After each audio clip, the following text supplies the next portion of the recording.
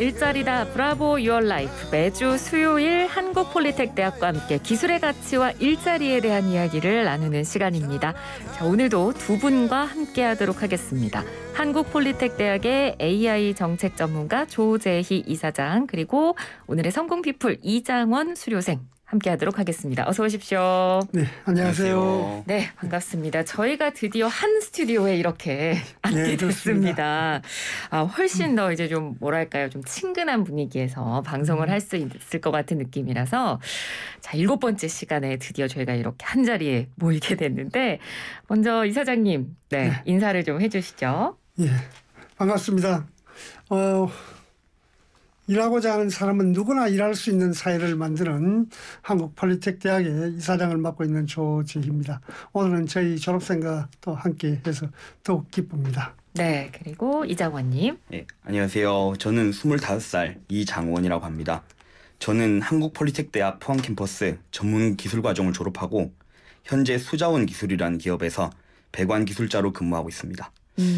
그리고 저는 이 시대를 살아가는 평범한 청년으로 소개하고 싶습니다. 굳이 그렇게 평범함을 강조하신 이유가 있을까요? 사실 저는 요즘 대부분 청년이랑 똑같이 취업 어떻게 해야 되나 그런 고민을 정말 많이 했었는데 네. 또 지금 직장에서 일하기까지 꽤 오랜 시간 방황도 했고요. 아, 그러시군요. 그 과정들을 저희가 오늘 좀 얘기를 들어보도록 하겠습니다. 근데 뭐 저도 사실 직장을 갖기 전까지 취업으로 정말 많이 고민했고 마음고생을 했던 기억이 있는데 이사장님께서는 좀 아무래도 현장에 계시니까 우리 청년들 취업 어떻게 보고 계세요? 그렇습니다. 지금 오늘 아침에도 희망을 갖고 오늘 좀 좋은 직장을 구해볼까 싶어서 집을 나서는 많은 사람들이 있습니다. 네. 그렇지만은 자신에 맞는 직장을 그렇게 구하기가 쉽지 않습니다. 그래서 하다 보니까 뭐 도서관으로 가고 학교로 가고 이렇게 해서 무슨 스펙을 좀 쌓으면 될까 싶어서 그쵸, 고민은 맞습니다. 하지만 여의치 않는 경우들이 많습니다. 예.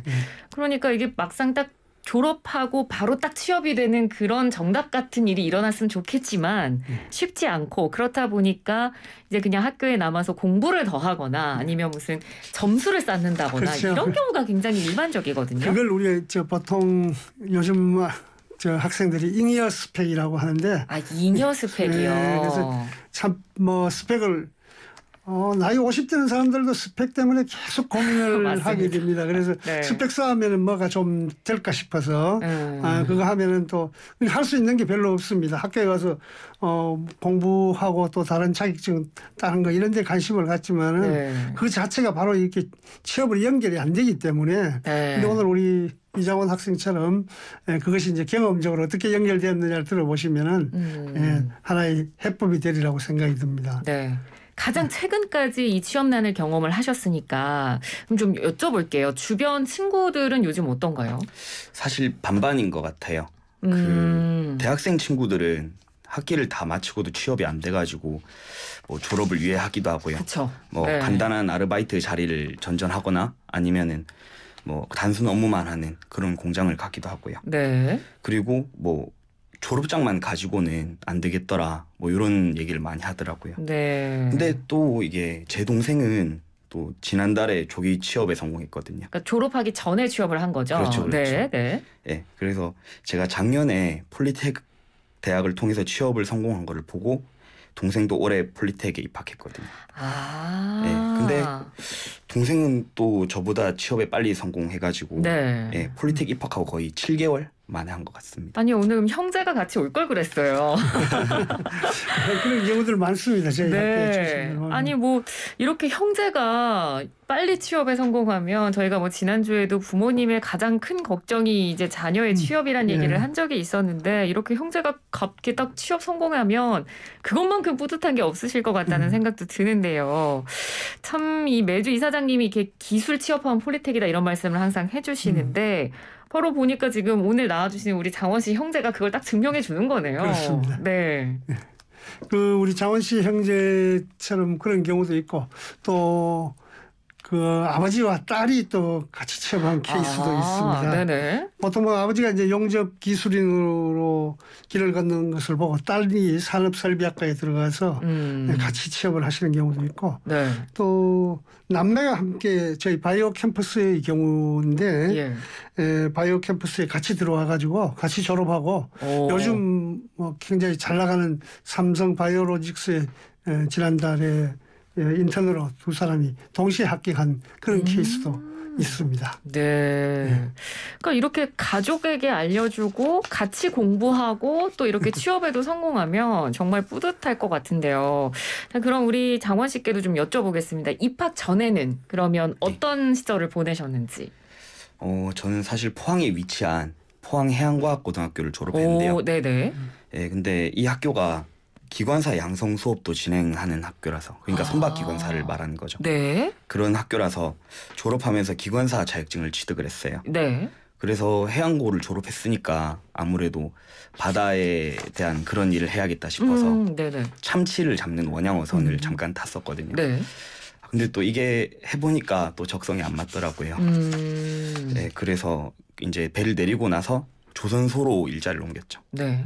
근데 또 그때 하필 또 조선소가 또 불황일 때라서 또 일자리도 줄어들고 네. 그렇게 됐죠. 네네. 근데 또 그렇다고 의미 없이 대학에 가서 그냥 뭐 상관도 없는 그런 공부를 하는 건 또 마음에 들지도 않고 좀 아니다 싶었어요. 네. 그래서 군대라도 빨리 갔다 오자라는 생각에 이왕 갔다 오는 거 해병대 자원 입대를 했죠. 네.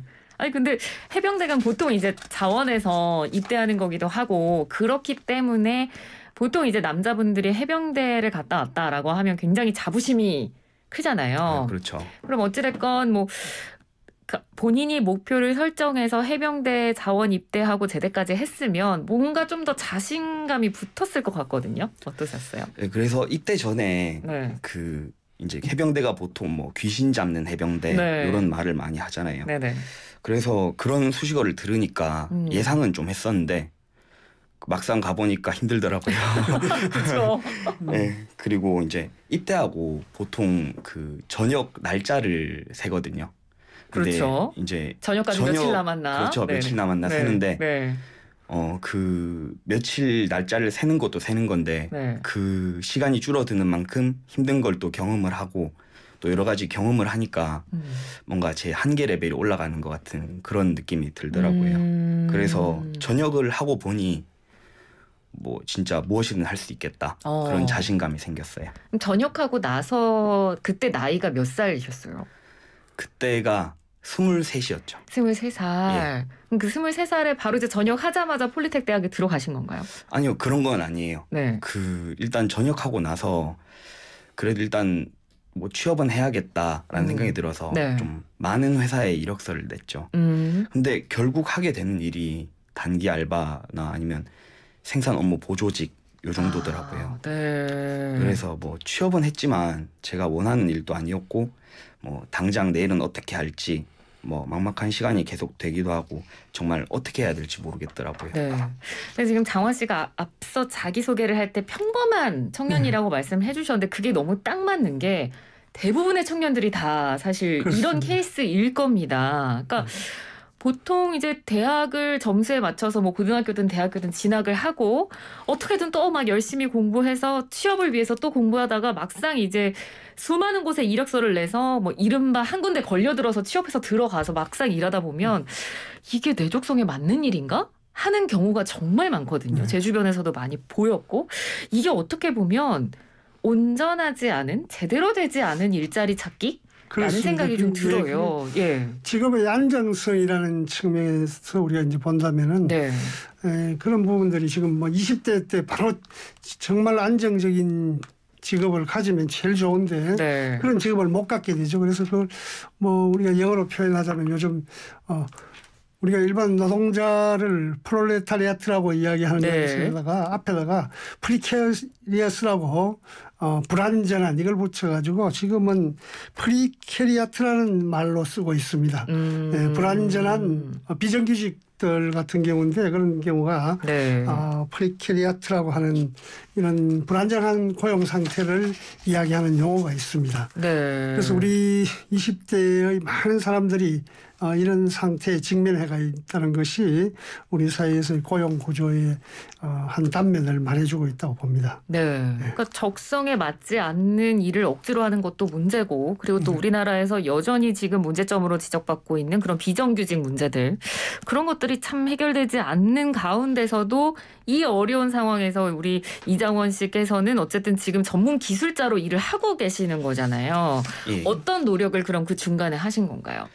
사실 가장 큰 노력이 폴리텍 대학에 입학한 거라고 생각을 해요. 네네. 사실 폴리텍 대학 입학 바로 직전에 그냥 용접품 생산 업체 그런 데서 근무를 했었는데요.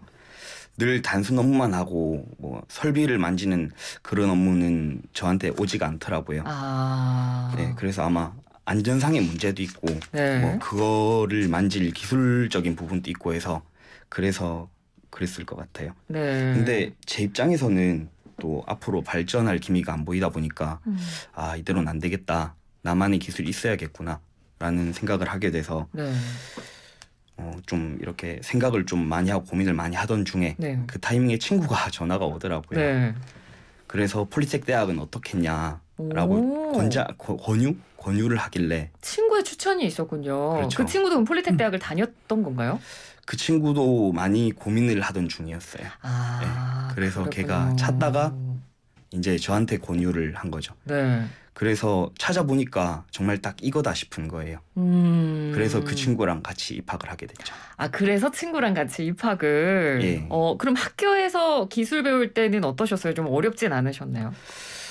당연히 처음엔 걱정이 많았는데 네. 그 걱정만큼 그걸 노력으로 바꾼다면 정말 많은 게 달라질 거라는 생각이 들더라고요. 예. 근데 사실 기술이라는 게 시간표에만 있는 정규 수업 시간에만 한다고 느는 게 아니라 더 많은 시간을 투자해야 늘어나는 게 기술이거든요. 그렇죠. 근데 그 마침 담당 교수님들께서 네. 그 야간 실습까지 적극적으로 지원해 주셔서 네. 더 기술에 대한 능력을 쌓는데 더 좀 도움이 됐던 것 같습니다. 그러니까 정규 수업도 있고 이제 교수님들이 야간에까지 이제 실습 부분도 이제 교육을 해주시고, 그렇죠. 어떻게 실력이 많이 느는 게 딱 느껴지셨나요? 그러면? 네, 이게 점점 실력이 늘어가는 것도 실력이 느는 건데 네. 제가 이렇게 실력 있는 거를 보여줄 수 있는 게 좀 뭐가 있는지 고민을 하게 되더라고요. 네. 근데 네. 또 생각을 해보니까 역시 답이 기술 자격증이다라고 생각해서 자격증을 힘 닿는 대로 많이 따겠다 그런 목표를 세웠죠. 힘 닿는 대로 많이 따겠다. 예. 네. 그래서 몇 개 따셨어요? 그래서 총 이게 기능사 시험이 네. 보통 1년에 4번이 있는데 그게 4번 중에 4번인데 그 4번이 있다고 4번 기술 자격증을 4개만 딸 수 있는 게 아니에요. 그래서 시간이 일정만 겹치지 않으면은 네. 한 회에 막 여러 개를 응시할 수도 있고 여러 개를 딸 수도 있는 거거든요. 네네. 그래서 저는 총 기능사는 7개의 자격증을 땄고요. 네. 1년 동안. 그리고 까다로운 산업기사도 자격증을 하나 땄어요. 그래서 총 8개를 딴 거죠. 기능사 7개는 자격증이 뭐가 대략적으로 있나요? 7개 정도면. 무슨 기능사 쓰신 거예요? 제가 산업설비과를 나왔는데 네. 거기에서 우선 필수적인 자격증이 용접기능사, 특수용접기능사가 있고요. 네. 거기에다가 공준행동기계기능사, 에너지관리기능사, 그리고 가스기능사, 설비보전기능사 뭐 이 정도가 있겠네요. 정말 듬직한 청년이 정말 저는 얘기만 듣는데도 너무너무 뿌듯하고 부모님도 뿌듯하실 것 같고 지금 이런 졸업생을 바라보는 우리 이사장님도 너무너무 뿌듯하실 것 같은데 그 폴리텍 졸업생들이 여기 올 때마다 그 기술 자격증을 항상 얘기를 하거든요. 이게 뭔지 그리고 또 폴리텍 대학에서 어떤 과정을 거치면 취득할 수 있는지 그 부분을 좀 설명을 해주세요. 네, 우리 지금 이장원 학생이 기능사 자격증을 7개 따고 산업기사 자격증까지 땄다고 지금 이야기를 네. 하는 국가에서 인정하는 직업 능력인 것입니다. 예. 국가 기술 자격증이라는 것 자체가 네.